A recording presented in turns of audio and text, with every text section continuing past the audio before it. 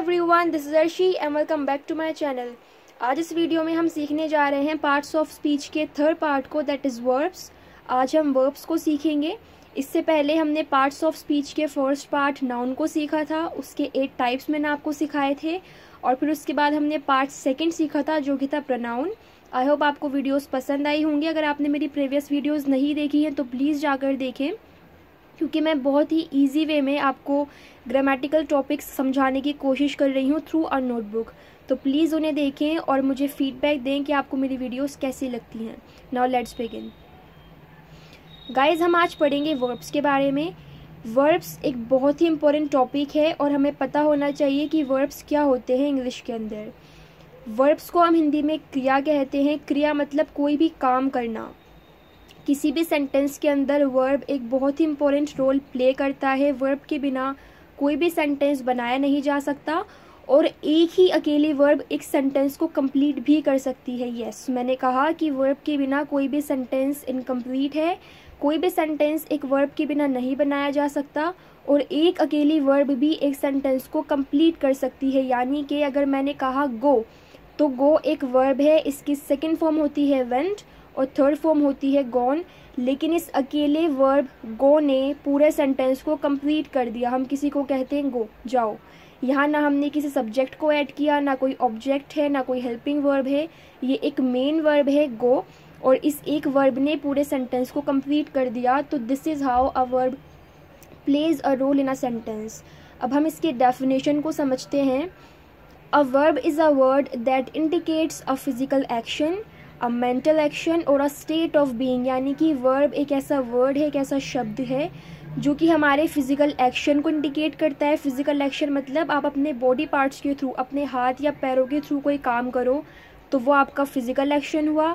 अ mental action यानी आप अपने माइंड के थ्रू कुछ करो। माइंड से हम क्या करते हैं, सोचते हैं, तो सोचना एक मेंटल एक्शन है। और अ स्टेट ऑफ बीइंग यानी हमारे होने की अवस्था को भी ये दर्शाता है। फॉर एग्जाम्पल, हम कुछ महसूस करते हैं, फील करना, या हमें कुछ प्रतीत होता है। जैसे कि मैंने कहा कि मुझे लगता है कि रूहानी बहुत दुखी है, तो मुझे ऐसा लग रहा है। ज़रूरी नहीं है कि वो दुखी हो, लेकिन उसकी जो फेशियल एक्सप्रेशंस है उनसे मुझे ऐसा लग रहा है कि वो दुखी है, तो मुझे ऐसा प्रतीत हो रहा है। तो इसे हम कहेंगे स्टेट ऑफ बीइंग। तो हमारे फिजिकल एक्शन को, मेंटल एक्शन को और स्टेट ऑफ बीइंग को दिखाने के लिए वर्ब बहुत ही इंपॉर्टेंट रोल प्ले करता है in a sentence. Every sentence contains a verb, यानी हर एक सेंटेंस में वर्ब होता ही होता है। कैसे होता है ये हम आगे देखेंगे। Verbs are almost always used along with a noun or pronoun to describe what the noun or pronoun is doing।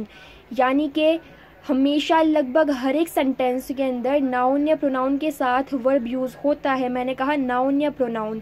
Noun पर भी मैंने ऑलरेडी वीडियो बनाई हुई है, प्रोनाउन पर भी बनाई हुई है। अगर आपने नहीं देखी तो प्लीज़ देखें। नाउन क्या होता है, किसी भी इंसान या किसी भी एनिमल या किसी भी चीज़ का नाम नाउन कहलाता है। प्रोनाउन वो जो नाउन को रिप्लेस करने का काम करे। For example he, she, it, they, या कोई भी नेम, यू, आई, वी, ये सब प्रोनाउन होते हैं।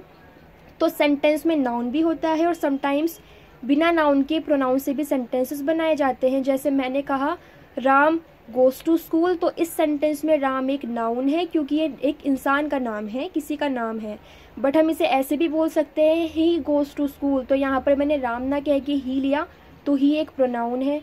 तो सेंटेंस में हमेशा, ऑलमोस्ट हमेशा किसी नाउन या प्रोनाउन के साथ एक वर्ब होता ही है किसी भी सेंटेंस में। क्या डिस्क्राइब करने के लिए, to describe what the noun और प्रोनाउन इज़ डूइंग। ये डिस्क्राइब करने के लिए कि उस सेंटेंस में नाउन यानी कि राम या प्रोनाउन यानी कि ही क्या काम कर रहा है।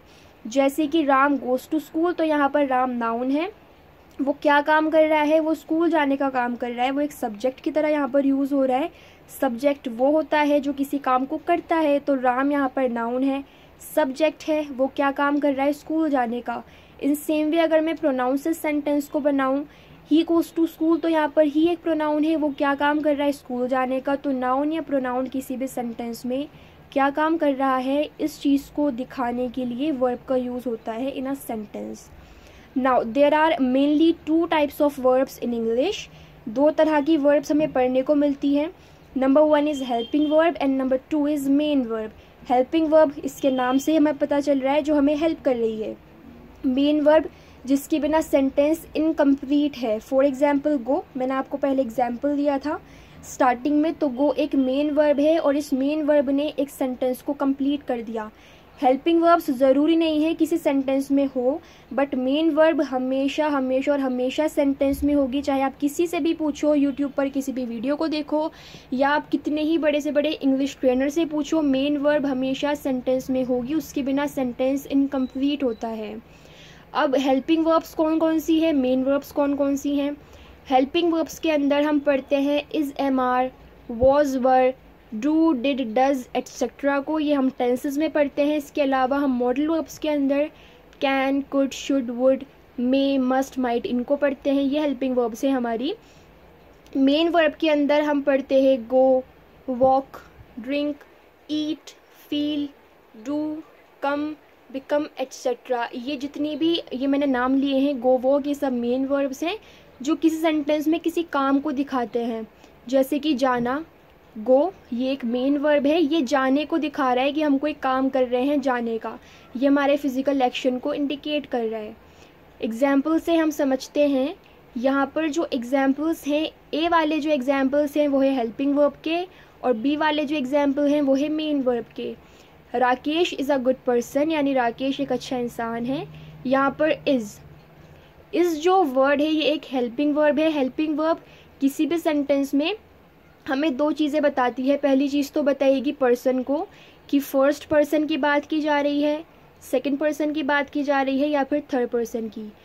जैसे कि यहाँ पर राकेश एक थर्ड पर्सन है, तो राकेश के साथ हमने इसका यूज़ किया, तो पहली चीज़ तो हमें पर्सन बताएगी।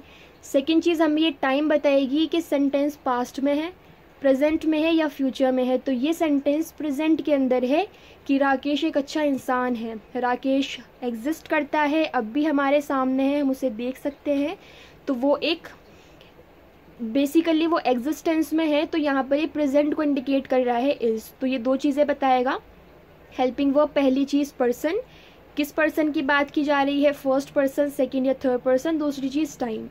Sheena had eaten the food, यानी शीना ने खाना खा लिया था। हैड यहाँ पर हेल्पिंग वर्ब है जो कि हमें पास्ट बता रहा है। कल्पना विल गो टू मार्केट, यानी कल्पना मार्केट जाएगी। यहाँ पर विल जो वर्ड है ये एक हेल्पिंग वर्ब है जो कि फ्यूचर को इंडिकेट कर रहा है कि कल्पना फ्यूचर में, फ्यूचर मतलब हो सकता है 5 मिनट बाद अभी जाए कल्पना, कल जाए, परसों जाए, जब भी जाएगी वो फ्यूचर में जाएगी। तो विल एक हेल्पिंग वर्ब है जो कि फ्यूचर को हमें बता रहा है। Rohan and I did our work, यानी रोहन और मैंने अपना काम किया। डिड यहाँ पर एक हेल्पिंग वर्ब है, काम करने के लिए हम इसका यूज़ कर रहे हैं, हमने किया। डू, डिड, डन ये तीनों फर्स्ट, सेकंड, थर्ड फॉर्म है। डिड का यूज़ होता है करना, तो यहाँ पर ये एक हेल्पिंग वर्ब है। पास्ट को इंडिकेट कर रहा है पहली चीज़ time. He was not making me fool, यानी वो मुझे बेवकूफ़ नहीं बना रहा था। वॉज यहाँ पर एक हेल्पिंग वर्ब है। ही क्योंकि थर्ड पर्सन है तो बेसिकली पर्सन बता रहा है, क्योंकि हम थर्ड पर्सन के साथ पास्ट में वॉज का यूज़ करते हैं। अगर प्लूरल होता तो हम वर का यूज़ करते, बट यहाँ पर क्योंकि सिंगुलर है ही, तो ये पास्ट में वॉज का यूज़ होगा। और दूसरी चीज़ हमें टाइम बता रहा है कि बात हो रही है पास्ट की। I am a very intelligent person, यानी मैं बहुत समझदार इंसान हूँ। यहाँ पर एम एक हेल्पिंग वर्ब है और आई के साथ हम क्योंकि एम का यूज़ करते हैं, तो ये पहली चीज़ हमें पर्सन बता रहा है। आई फर्स्ट पर्सन के साथ हमने इसका यूज़ किया, I is a first person. और दूसरी चीज़ हमें टाइम बता रहा है कि प्रेजेंट की बात हो रही है। तो ये हो गए हेल्पिंग वर्ब के एग्जाम्पल्स। अब हम समझते हैं मेन वर्ब को। बी वाले में आप देखो, राकेश डज हिज होमवर्क, यानी राकेश अपना होमवर्क करता है। डज मतलब करना, राकेश डज हिज होमवर्क। यहाँ पर डज एक हेल्पिंग वर्ब है और एक मेन वर्ब की तरह सेंटेंस में यूज़ हो रहा है। डज एक हेल्पिंग वर्ब भी है, जैसे कि ऊपर हमने जहाँ मैंने आपको बताया टाइप्स, वहाँ पर डू, डिड, डज मैंने तीनों लिखा, तो डज एक हेल्पिंग वर्ब है। But in this sentence does एक मेन वर्ब की तरह यूज़ हो रहा है करने के लिए। राकेश करता है, क्या करता है, अपना होमवर्क, तो डज मतलब करता है। I go to school with my father, यानी मैं अपने फादर के साथ स्कूल जाता हूँ। गो यहाँ पर जो वर्ड है ये एक मेन वर्ब है जो कि क्या बता रहा है, जाने का काम, फिजिकल एक्शन बता रहा है। वर्ब में हमने क्या देखा, या तो फिजिकल एक्शन बताएगा या मेंटल एक्शन बताएगा। तो गो एक फिजिकल एक्शन को बता रहा है, हम पैरों से चलकर जा रहे हैं, तो ये एक फिजिकल एक्शन है, हमारी मेन वर्ब है। Sheena Yeats bananas every day, यानी शीना हर दिन बनाना खाती है। केले खाती है। यहाँ पर ईट जो वर्ड है ये एक मेन वर्ब है जो कि खाने का काम बता रहा है कि हम अपने मुंह से किसी चीज़ को खा रहे हैं, ईट कर रहे हैं, खा रहे हैं, तो ये एक मेन वर्ब है। He comes to my sister to learn English, यानी वह मेरी बहन के पास आता है इंग्लिश सीखने के लिए। यहाँ पर जो वर्ड है कम, ये एक मेन वर्ब है जो कि आने के काम को बता रहा है। कोई इंसान आ रहा है, ये काम ही तो है, एक्शन ही तो है, फिजिकल पैरों से चल के आ रहा है, तो ये एक मेन वर्ब है। इन सेम वे लर्न, सीखना, ये भी एक मेन वर्ब है, बट बेसिकली हम पहले कम पर ध्यान दे रहे हैं।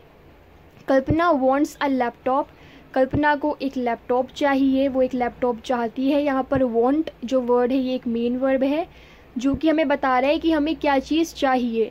Okay, you do not watch Hindi movies, यानी तुम हिंदी मूवीज़ नहीं देखते, तुम बॉलीवुड मूवीज़ नहीं देखते। यहाँ पर जो वर्ड है वॉच, वॉच का मतलब होता है देखना। हम जब स्क्रीन पर कोई चीज़ देख रहे होते हैं, मूवी, ड्रामा, कार्टून, तो इसमें हम वॉच का यूज़ करते हैं। वॉच एक मेन वर्ब है जो कि देखने का काम बता रहा है, हमारा फिजिकल एक्शन है कि हम अपनी आइज़ के थ्रू किसी चीज़ को देख रहे हैं। तो इस तरह से हेल्पिंग वर्ब्स या मेन वर्ब्स सेंटेंस के अंदर बहुत इंपॉर्टेंट रोल प्ले करती है। ये बात आपने ध्यान रखनी है कि हेल्पिंग वर्ब के बिना सेंटेंस बन जाएगा, बट मेन वर्ब के बिना कभी सेंटेंस नहीं बनता। हमेशा और हमेशा सेंटेंस में मेन वर्ब होगी ही होगी, क्योंकि एक अकेली मेन वर्ब एक सेंटेंस को कंप्लीट करने के लिए काफ़ी होती है। तो ये पार्ट्स ऑफ स्पीच का हमारा पार्ट 3 था। इसके बाद हम नेक्स्ट पार्ट को पढ़ेंगे। अगर आपको वीडियो पसंद आई हो या ये वीडियो आपके लिए ज़रा भी हेल्पफुल रही हो तो प्लीज़ प्लीज़ प्लीज़ ऐसे लाइक करें, मेरे चैनल को सब्सक्राइब करें फॉर मोर सच वीडियोज़, और इस वीडियो को अपने फ्रेंड्स के साथ शेयर करें ताकि वो भी इंग्लिश सीख सकें। और मुझे कमेंट में जाके बताएं आपको मेरी वीडियोस कैसी लगती हैं। Thank you very much for watching. Bye bye, see you soon.